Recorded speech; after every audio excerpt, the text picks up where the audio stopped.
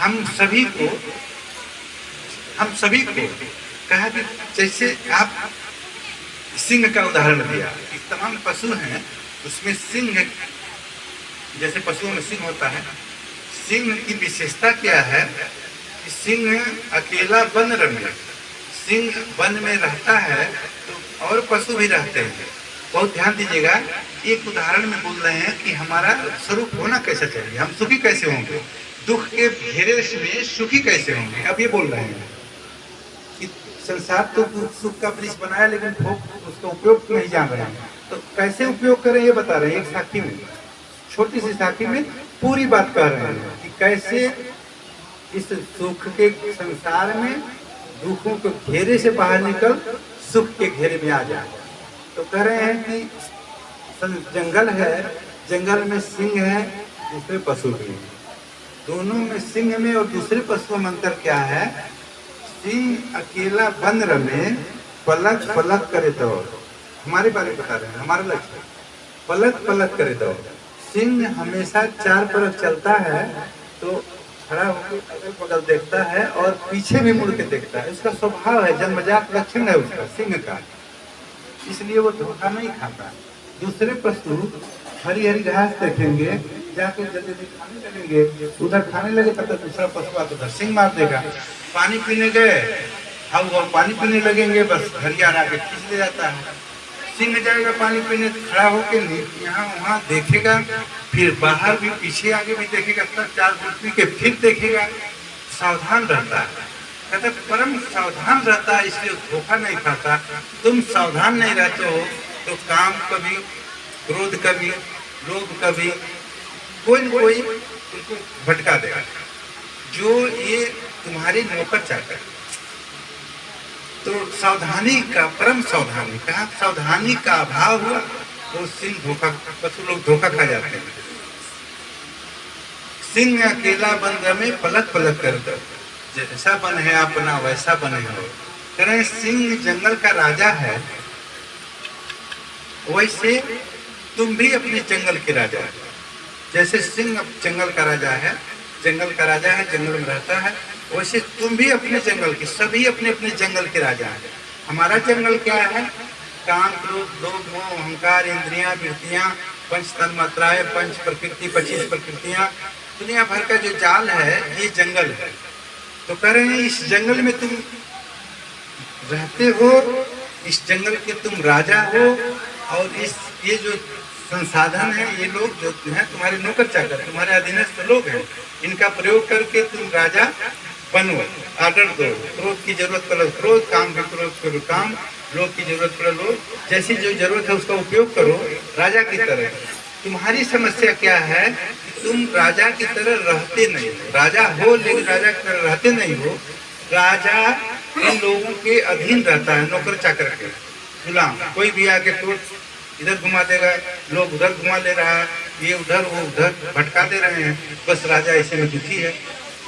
राजा राजा की तरह नहीं रह रहा, बस इतनी सी बात है। कह रहे राजा हो, ओरिजिनल हो, कोई बात नहीं है, केवल राजा अपने को समझ नहीं रहे। जिस दिन अपने को राजा समझ लो तो ठाड़ा सिंह चरावे गाय, ये कचरज हम ऐसा देखा, ठाड़ा सिंह चरावे गाय।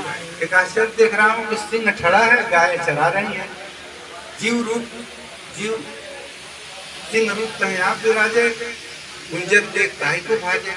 करें जहाँ एक सावधान हो जाएगा, तुम एक क्षण के लिए सब अधीनस्थ लोग सावधान हो जाएंगे और वही राजा के ऊपर शासन कर रहे हैं।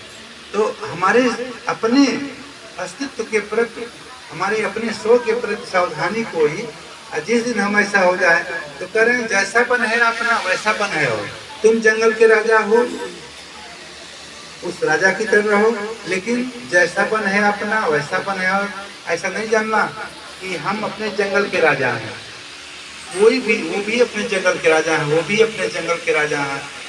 वो सहरवा है, वो मेरा नौकर है, नौकर नहीं है भाई, वो भी अपने जंगल का राजा है।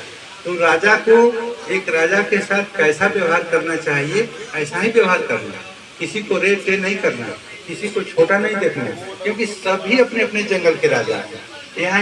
यहाँ सब समस्या यही है कि हम दूसरों को अधीनस्थ गुलाम पत्नी पानी ले खड़ा रहे, बेटा हमारा हाँ हाँ करता रहे, कोई भी जिस दिन ये बात हम अपने दिल से खत्म कर दें कि सभी अपने अपने राजा हैं भाई, हम भी एक राजा, वो भी राजा, राजा के साथ कैसा रहना चाहिए वैसे बात करो। आइए राजा साहब, पत्नी जी आओ, सुनो रे कहाँ राजा है, उसको बोलिए आइए, तो उसी दिन हमारा सुख हो जाएगा जीवन इसीलिए दुखी है कि हम राजा होते हुए राजा की तरह नहीं रहते हैं, सावधानी हमारी नहीं है, और हम अपने जंगल में, इस जंगल के जो अधीनस्थ कर्मचारी लोग हैं उनको छूट देके उनके अधीन हो गए हैं, उनको मालिक बना दिए, अपने गुलाम बने हुए हैं। अपनी गुलामी खत्म करना है, इनको अपने अधीन रखना है और राजा की तरह रहना है। सतगुरु साहब का बिल्कुल एक शब्द में पूरी बात कह देते हैं, पूरा विजय कह देते हैं, फिर और अगली बाणी की जरूरत, इसलिए बोला कि आधी साखी सिर खड़ी जो निर्वारी जा, एक आधी साखी ही पूरा कर ले तो पूरा ही दर्शन, और ज्यादा जाने की जरूरत नहीं है, पूरी बात एक में समाहित है। अभी जब कमला माता जी कह रहे थे कि वो भजन की राम, ये बात बहुत चलती है, और संत लोग कभी कभी उल्टा भी बोलते हैं, गलती करते हैं कि राम के कहे जगत गति पावे, खान कहे मुठा राम राम करने से क्या होगा। तो कबीर साहब ने, सतगुरु साहब ने उसमें उसी बाणी में प्रश्न भी है, उसी में उत्तर भी है, अलग से कुछ कहने की जरूरत नहीं है। वो कहते हैं कि भोजन कहे भूख जो बाजे तो दुनिया तर जाए, भोजन करने से अगर भूख चली जाती है, कहने मतलब भोजन कहने से नहीं, भोजन खाने से होगा।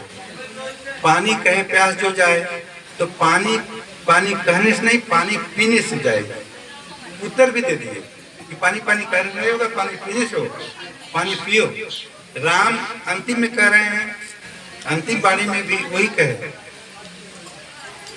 साची प्रीत विषय माया से हरि भक्तन की फांसी, कहें कि फिर एक राम भजे बिन बांधे जब पुरजा से। भजने का अर्थ राम राम कहने से, राम राम कहते रहो, माला तो कर में फिरे, जीव फिरे मुखमाय, मनुआ तो 14 फिरे, तो सिमरन ना।